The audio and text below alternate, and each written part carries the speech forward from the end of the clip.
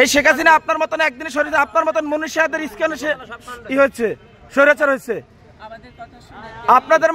আপনাদের মতন মনীষা, আপনাদের মতন কিছু কুলাঙ্গার সাংবাদিক এই দেশের সাংবাদিকরা আপনারা ধ্বংস করছেন। আপনারা এই দেশের সাংবাদিকদের মান ইজ্জতকে ধ্বংস করছেন। এই দেশের সাংবাদিকদের মান সম্মান আপনাদের মতন মনীষারা ধ্বংস করছে।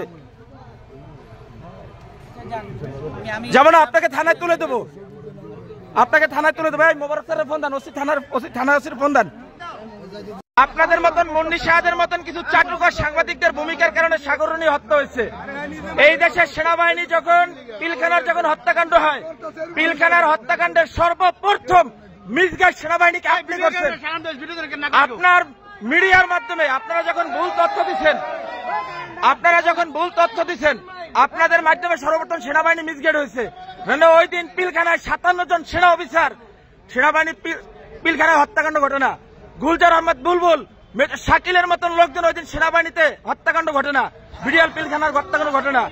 এই হত্যাকাণ্ড যখন হয় সর্বপ্রথম মিডিয়ার মধ্যে সর্বপ্রথম আপনি মিসগাইড করছেন।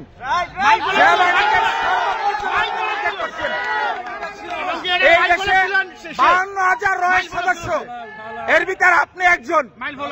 এই দেশকে আপনারা ভারতের অঙ্গরাজ্য বানাবার জন্য যা করাবার তাই করছেন, ঠিক আছে?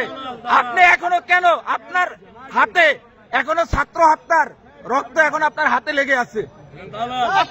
আপনাদের মতন চাটুকার, আপনাদের মতন কিছু কুলাঙ্গার সাংবাদিক পেশাটা হচ্ছে সবচেয়ে মহৎ পেশা। সত্যের উন্মোচন তারাই করে, কিন্তু আপনারা সত্যটারে মিথ্যা বানাইয়া এই দেশটাকে একটা কৃত্রিম ভুটানের মতন আপনারা অন্ধকার জগতে বানাই ফেলাইছেন ভারতের অঙ্গরাজ্য বানাবার জন্য। আপনি এদেশের একজন নাগরিক হয়ে আপনি এদেশের ক্ষতি কিভাবে করেন বলেন তো? আপনি